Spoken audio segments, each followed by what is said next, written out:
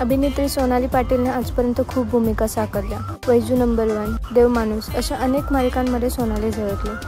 तसेच Sonali big boss Marathi season 3 मध्ये देखील झळकली.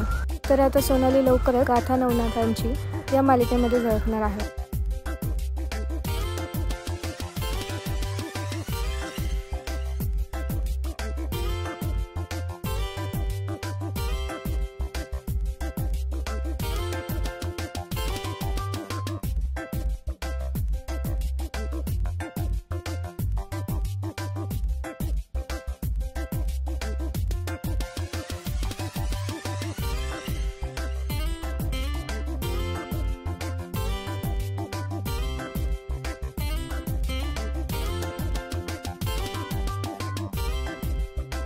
तुम्हाला सोनालीला या नव्या भूमिकेत पाहायला आवडेल का हे आम्हाला कमेंटमध्ये नक्की सांगा.